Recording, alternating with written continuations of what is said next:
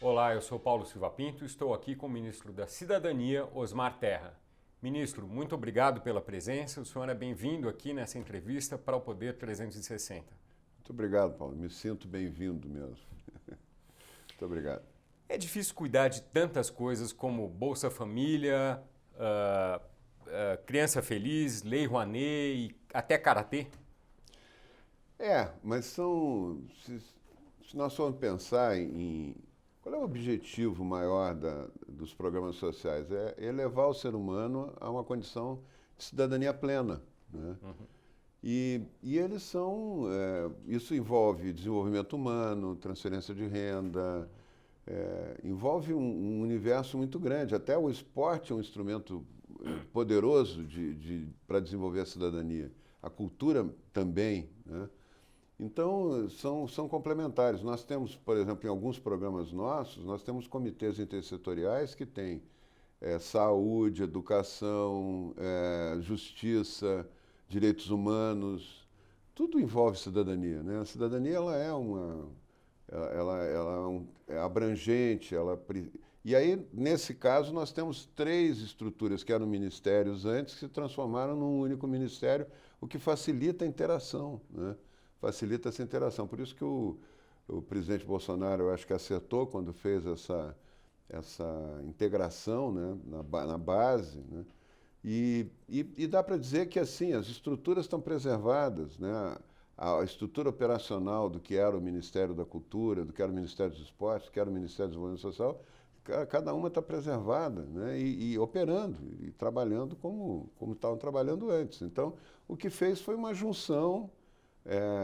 Na estrutura, né, no organograma, a gente fez uma junção do que tinha de coordenação. Então, só tem uma assessoria jurídica, só tem uma assessoria de comunicação social, só tem um secretário executivo, né? Só nas áreas meio é que houve um enxugamento, nas outras Exato. não. Tá. O Bolsa Família vai mudar de nome? Nós estamos conversando sobre isso, né? Mas o Bolsa Família é uma marca importante, né? Nós estamos procurando fazer com que ele seja um programa não só de transferência de renda, mas um programa que crie oportunidades de emprego e renda, né? E queremos que ele seja dentro daquele ditado, né, popular, que não seja só para dar o peixe, ensine a pescar, né? Então, é nisso que nós vamos investir grande agora, né? Por exemplo, nós temos uma população muito grande de jovens do Bolsa Família que nem trabalham nem estudam, e entre 18 e 29 anos. Isso é uma tragédia, né? Porque são mais de 4 milhões de jovens que nem trabalham nem estudam. O senhor acha que o fato de eles receberem essa ajuda do governo incentiva eles a não procurarem um emprego? Não, ou não? Eu acho que não. Porque essa ajuda que o governo dá, na verdade, ela é limitada, né? Não é as pessoas pensam que o Bolsa Família dá vários salários. Não dá. O Bolsa Família, a média é R$ 187 por família, né? É claro que uma família maior pode receber mais de R$ 1.000, né? Mas uma família padrão, 3 pessoas e tal, a renda pode ser R$ 187 por mês. Isso não é. O que o Bolsa Família faz é separar, é impedir que a família muito pobre fique na extrema pobreza, né? O que é a extrema pobreza? É a incapacidade da pessoa, da renda da pessoa, fazer a reposição calórica dela a cada dia, né? Na verdade, é o extremo. A primeira coisa que tem que ter é a capacidade de se alimentar, para poder ter força para fazer o resto, né? Então, ele é um programa que impede as pessoas de chegar na extrema pobreza. Elas ficam muito pobres, mas não ficam na extrema pobreza, né? O que nós queremos é justamente isso, é focalizar nos jovens, porque a gente acha... Nas crianças pequenas, nós criamos um programa específico, que é o Criança Feliz. Que é um dos concorrentes para ganhar o grande prêmio de inovação na educação, é isso? Isso, o Wise Award, né, que é o maior prêmio mundial, aí, o prêmio mais famoso, né, na área. Nós estamos de 500 programas que existem no mundo, foram selecionados 15, entre eles o Criança Feliz, né, para ganhar esse prêmio, né? Então, por que foi selecionado o Criança Feliz? Porque o Criança Feliz é o que tem maior escala no mundo, né? Nós, em pouco tempo, conseguimos sair do 0 para 600 mil crianças acompanhadas em casa toda semana. Nós temos um exército de visitadores capacitados em metodologias baseadas em evidências científicas da Organização Mundial de Saúde, com apoio do Unicef, que estão acompanhando 20 mil visitadores e monitores já estão acompanhando 600 mil crianças em casa, né? Nós queremos chegar a 1 milhão esse ano. E vamos chegar a 3 milhões, que é o total das crianças do Bolsa Família. Por que é importante esse programa? Porque é nos primeiros anos de vida que se desenvolve a inteligência, as competências, e depende do estímulo, do ambiente que a criança vive. Se o ambiente é pouco estimulante, e às vezes um ambiente muito pobre tem poucos estímulos, não basta só o carinho, o amor da mãe, do pai, né, mas a criança precisa ouvir sons diferentes para organizar a memória das palavras, né?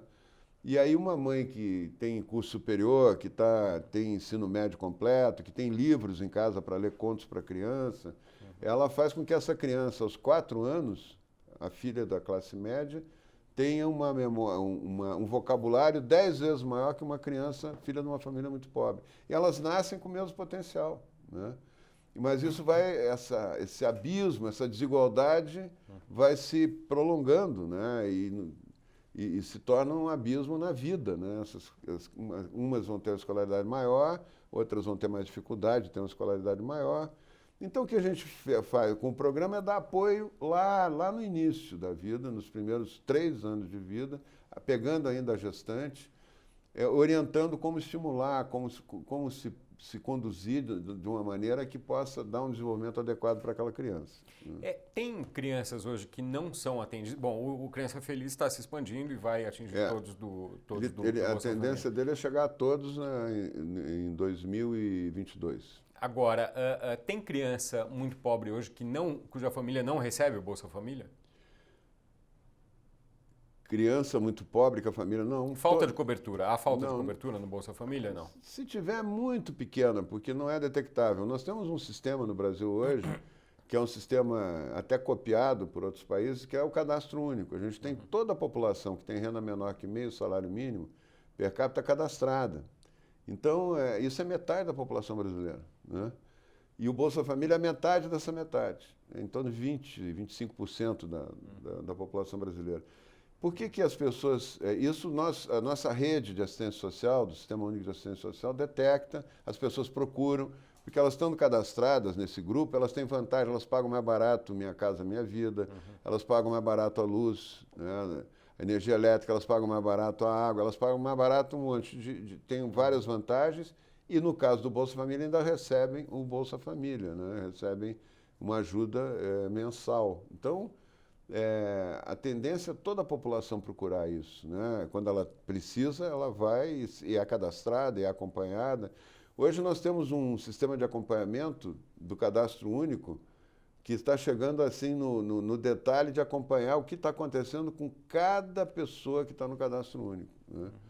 O que houve com ela, se ela melhorou de renda, não melhorou de renda. A gente tem por amostras e até individualizando. Então, eu acredito que muito pouca gente esteja, a não ser que esteja que more em lugares muito ermos, distantes, no meio da selva, né? Aí pode ter alguma dificuldade.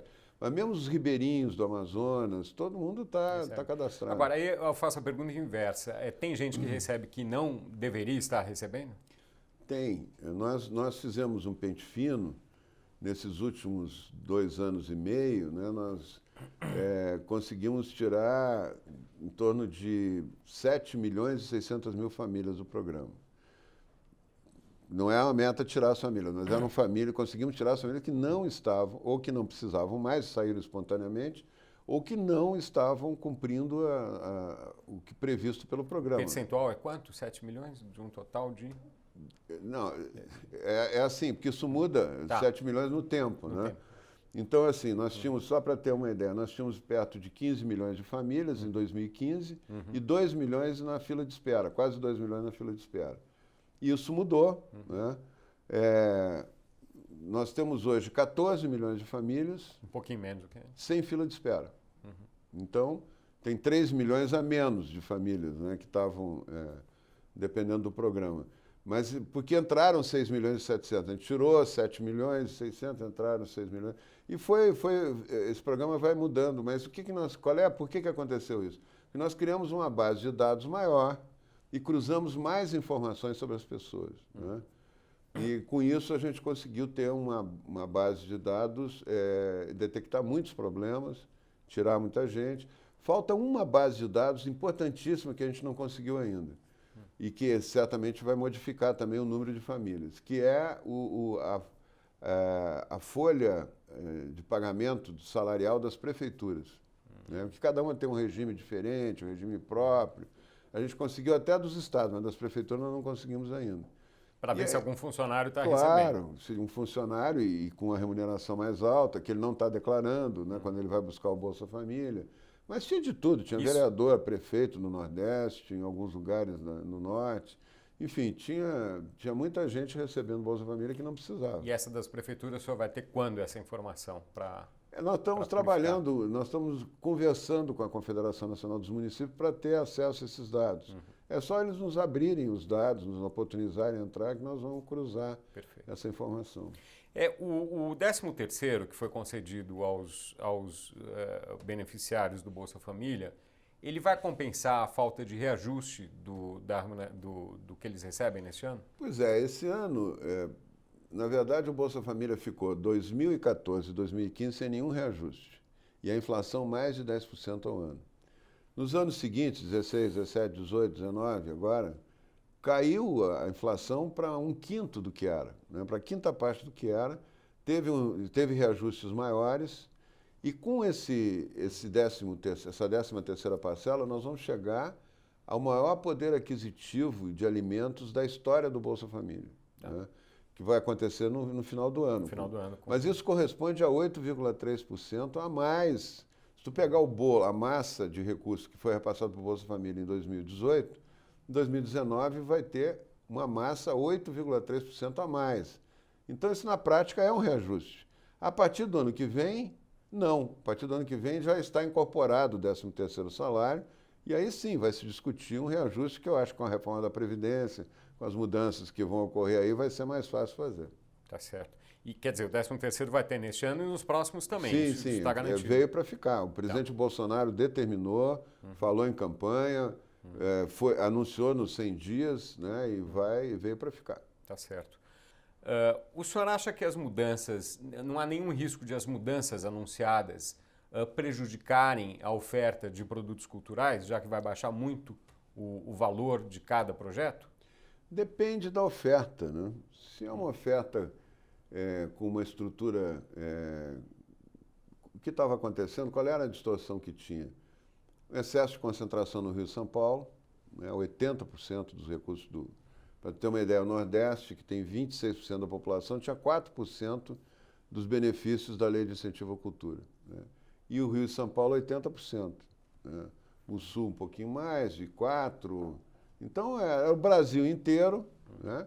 E esse imposto, na verdade, ele é um imposto de renda que não é pago. É uma renúncia fiscal, né? Não é dinheiro das empresas, é dinheiro é dinheiro público. governo, as empresas não estão gastando nada os com isso aí. Claro. Elas apenas estão escolhendo onde é que elas vão aplicar. As pessoas não entendem muito bem isso, Exato. Né? Acham que é o dinheiro das empresas. Não é dinheiro das empresas, é dinheiro público.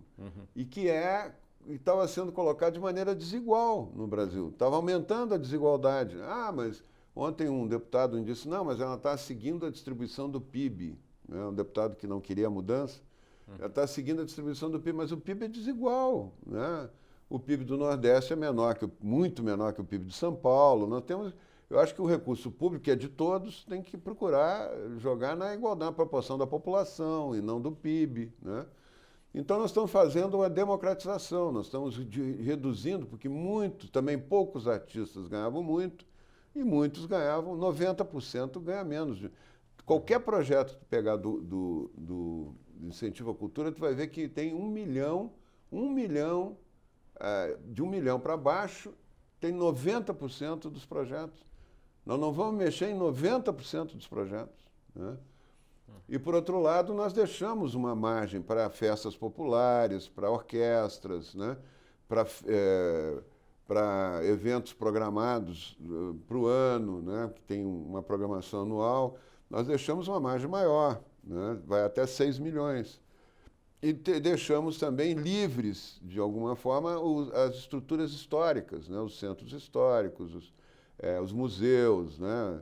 Agora está se reconstruindo o Museu de Ipiranga, o presidente Bolsonaro autorizou, né, ao governador Dória para fazer a captação, então vai ter o recurso necessário para a gente ter o Museu do Ipiranga funcionando, e o governador garantiu isso até o bicentenário da independência. Né? Nós temos que reconstruir o Museu Nacional, nós temos que... Então, nós vamos usar... Para isso vai ter recursos vão exceder aquele limite. Exatamente. De Nós temos aqui em Brasília mesmo uma questão que ninguém fala, mas eu acho um absurdo. Nós estamos com o Teatro Nacional de Brasília fechado há 10 anos. Ele vai reabrir? Se depender de mim, sim. Agora, como ele é do Distrito Federal, a gente tem que combinar com o governador como é que nós vamos fazer isso. Eu já fiz um contato com o secretário de Cultura, estamos pensando uma maneira, mas a lei de incentivo pode nos ajudar muito nisso também. Né? E trazer de volta um lugar maravilhoso, né? O Teatro Nacional. Né? Então, eu acho que a lei vai servir para isso. Outra coisa que a lei coloca, que também não falaram muito, né? Talvez não interesse para quem está se achando prejudicado, é que nós vamos sair. Hoje, tu cobre pega um espetáculo teatral, tu cobre toda a atividade, toda a despesa do espetáculo, né, com o recurso da lei. Né? Mas só 10% dos ingressos são gratuitos. Quer dizer, tu usa dinheiro público para cobrir toda a despesa, é uma sociedade injusta, né, com a população, com a produtora da peça, do evento, com a população. Então, nós estamos aumentando para 20%. Se cobrir toda a despesa, vai para 40% a gratuidade. E estamos programando para que os prefeitos selecionem as famílias do Bolsa Família, as famílias do Cadastro Único e ajude elas a serem transportadas para os eventos.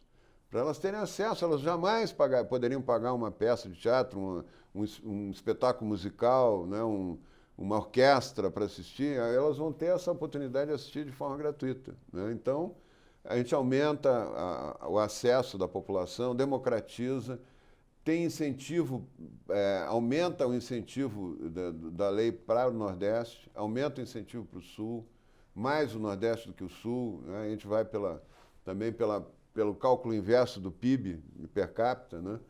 Então, a literatura de cordel não tem dinheiro nenhum, né, da Lei Rouanet. Os centros de tradição gaúcha não tem dinheiro nenhum. Né? Mas o Cirque du Soleil ganhou 9, 10 milhões de reais para vir para o Brasil. E duvido que tenha sido tenha tido um acesso da população gratuitamente a um espetáculo como o Cirque du Soleil. Eles não precisam, o Cirque du Soleil não precisa.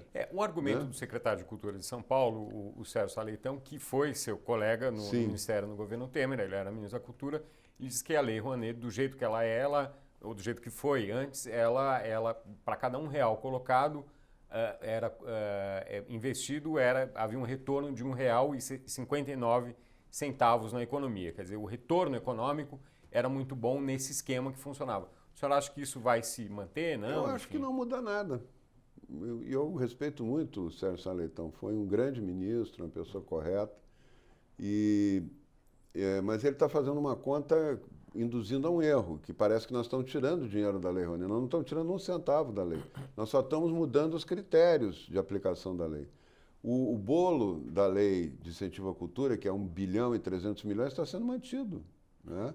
Apenas vai ser induzido que vá mais para cultura popular, para literatura de cordel, para as festas populares lá do Nordeste, do Centro-Oeste, né? do Norte do país, e que fique que diminua a concentração no eixo Rio-São Paulo. Quer dizer, e esse incentivo econômico, portanto, que aqui a gente não está falando de incentivo cultural, mas econômico é um outro viés, ele continua ocorrendo na sua visão. Se tu não muda, se na cultura cada real investido traz de volta R$1,59, isso não é só em São Paulo, não é só no Rio, isso é no Brasil inteiro. Entendi. Nós estamos querendo colocar no Brasil inteiro. Indo para esporte agora, no ano que vem tem a Olimpíada de Tóquio. O Brasil vai conseguir mais medalhas do que na Olimpíada do Rio? Estamos trabalhando para isso. Né? O Brasil, tradicionalmente, tem uma dificuldade de organizar aí o esporte de alto rendimento, de ter uma resposta maior. Mesmo nas nossas Olimpíadas aqui, aumentou muito o número de medalhas, mas ainda não foi um número para classificar o Brasil com destaque, né?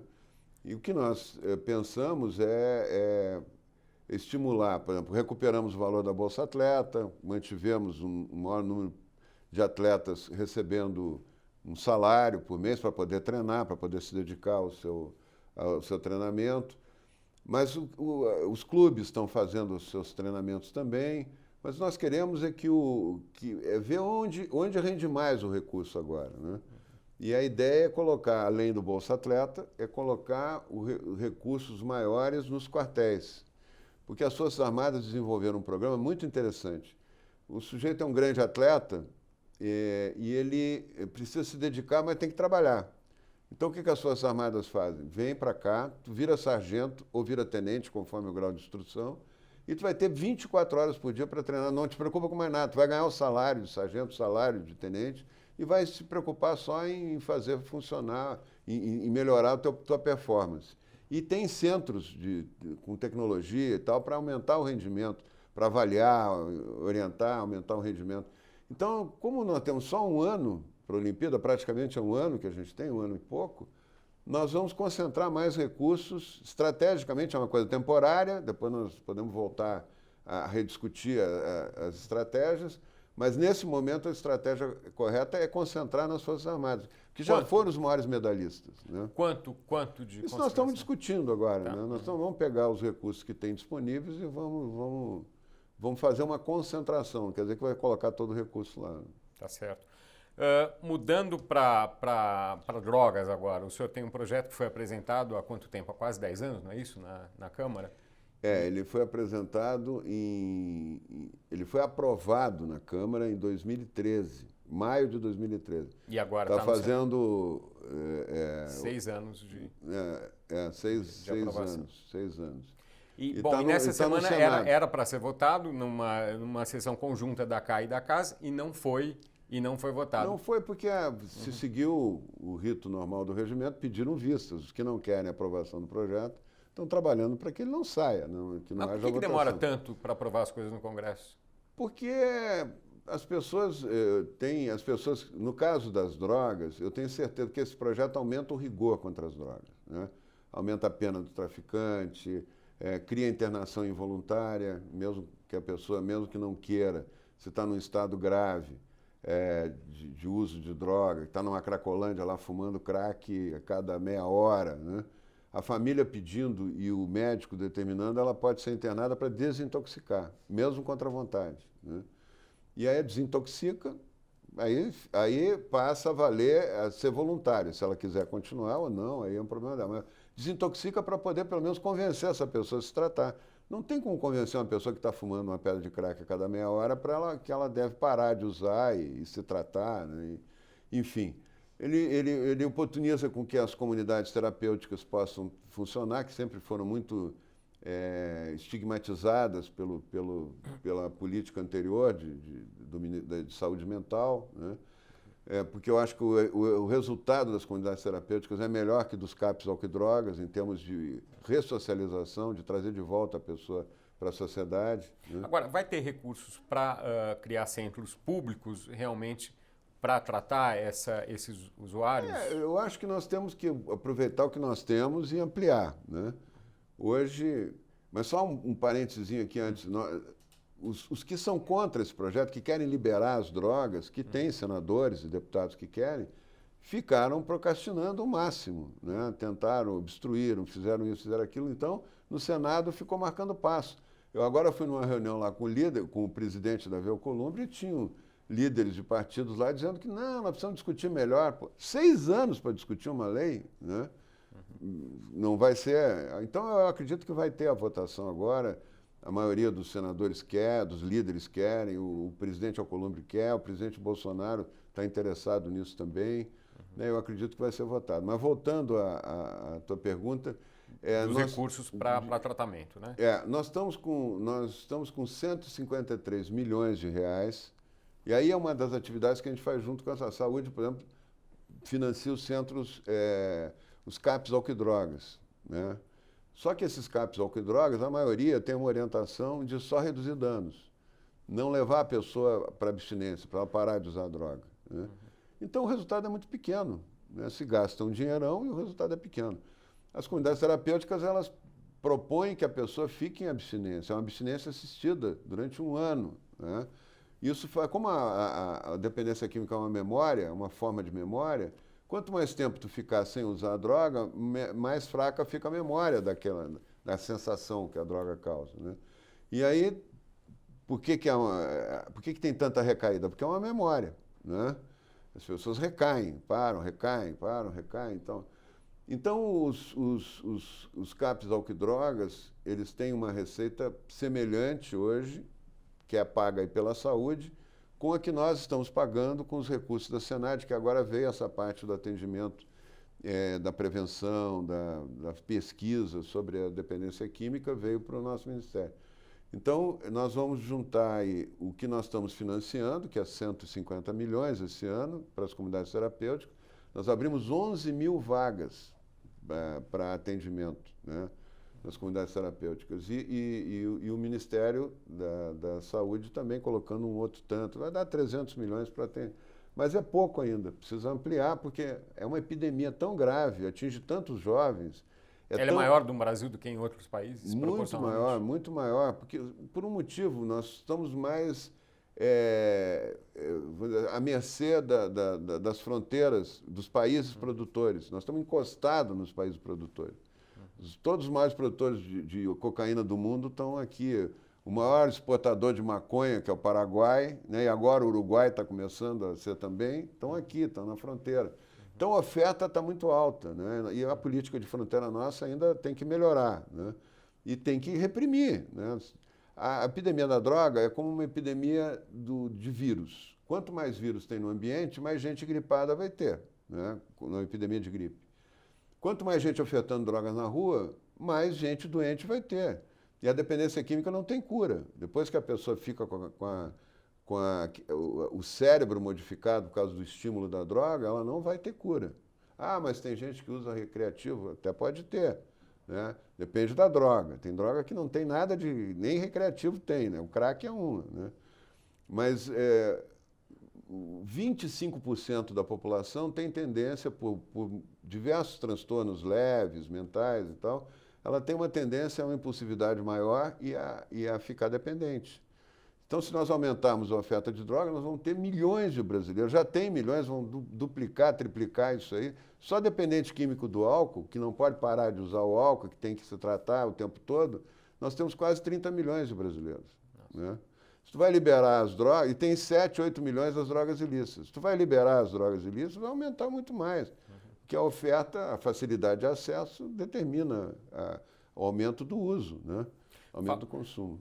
Mudando para ainda outro assunto aqui, caminhoneiros. Embora isso não esteja na alçada dos tantos assuntos do seu ministério, o senhor foi relator da lei que chegou à tabela do frete. Tabela do frete. Por que isso ainda é um problema hoje? É que a tabela do frete, na verdade, ela é para regular o preço, né, para que o caminhoneiro possa trabalhar sem prejuízo, que ele possa andar grandes distâncias e tal, e que não perca. Quando ocorre a greve dos caminhoneiros, estava havendo aumentos sucessivos do óleo diesel, né, quase diários, os caminhoneiros ficaram numa situação muito difícil. E eles foram obrigados, praticamente, pela circunstância, eles estavam pagando para trabalhar. Então, eles foram parando, né, e o Brasil parou. Mostrou a importância que tem o trabalho deles. Parou o Brasil, né, parou de uma maneira assustadora, né, que em Brasília não tinha nem táxi na rua, não tinha nada, né? Supermercado com as prateleiras vazias, não tinha remédio mais. Uma situação desesperadora. E o governo ficou acuado, o governo Temer. E o governo ficou acuado. Eu ajudei a negociação, eu virei relator da lei porque eu ajudei a negociação final, que ocorreu num domingo à noite no Palácio do Planalto, né? Ficou o presidente de plantão, todo mundo de plantão, esperando a negociação final, né? E a partir daí se estabeleceu uma política que virou uma lei, que é essa do frete mínimo. O que acontece? É que os embarcadores não querem pagar o frete mínimo. Ou pagam o frete mínimo, mas o atravessador fica com a maior parte do recurso, ou com a metade do recurso, ou com 40%. E o caminhoneiro continua ainda, em muitos casos, tem áreas, por exemplo, transporte de aço, esse está pago, está sendo pago. Mal ou bem está sendo paga a tabela. O transporte de líquidos está sendo paga a tabela, mas a tabela ficou mais baixa do que o custo, ficou mais baixa do que o custo, né? E o problema está no grão, está no transporte de grão. Por que a tabela ficou tão complicada? Porque os embarcadores nunca sentaram para conversar com os caminhoneiros. Eles simplesmente se recusaram. Quando foi aprovada a lei do frete mínimo, os embarcadores entraram com uma ação no Supremo para declarar a lei inconstitucional. E o ministro Fux não declarou, né, nem a DOGE, né, do Ministério Público Federal, ela também ela diz que é constitucional. Então eles ficam tentando regular, forçar um pagamento, o caminhoneiro às vezes fica desesperado, pega por um valor menor. Então está uma situação ainda indefinida. Eu acho que o ministro Tarcísio está conduzindo com muita habilidade isso. Eu acho que é um dos grandes quadros que nós temos no governo, o ministro da Infraestrutura, e ele está chegando, ele vai conseguir se fazer sentar, acertar uma tabela que todo mundo respeite, né, e fazer ela valer. E aí carimbar ela nos talonários, lá no CIOT, que eles chamam, né, nos controles e tal, para que não haja pagamento a menos. Agora, tabelar resolve? O problema não é tabelar? O problema é que estava tão... a situação dos caminhoneiros estava tão crítica por causa desses... eles são muito frágeis do ponto de vista econômico, né? Eles têm que pagar a prestação do caminhão, eles têm que fazer longos percursos, o combustível aumenta muito rápido, né? Os gastos aumentam e as tabelas não acompanham. Então, o que acontece? A tendência dessa regulação só pelo mercado vai levar centenas de milhares de caminhoneiros a quebrarem, né? Mas isso é o mercado que regula. Não é bem assim. Nós não podemos deixar que 200, 300, 400 mil trabalhadores caminhoneiros quebrem, né? Até porque, se eles quebrarem, o que vai sobrar vai levar as empresas a pagar mais, vai ter que pagar mais. Então, por que não estabelecer um acordo, né? Tem acordo em várias áreas, não é só na questão do transporte. Na verdade, é um acordo. Se a economia bombar e começar a bombar, eu acredito que vai realmente crescer muito, eu confio muito no ministro Paulo Guedes e no presidente Bolsonaro, na sua decisão, aí até pode virar desnecessária essa tabela. Mas, por enquanto, quando eles estão trabalhando abaixo, estão pagando para trabalhar, tem que ter alguma coisa que garanta a sobrevivência deles. Muito obrigado, ministro, por essa entrevista que chega ao fim. Esperamos aqui o senhor novamente em outro momento para outra conversa. Eu que agradeço. Muito obrigado, Paulo.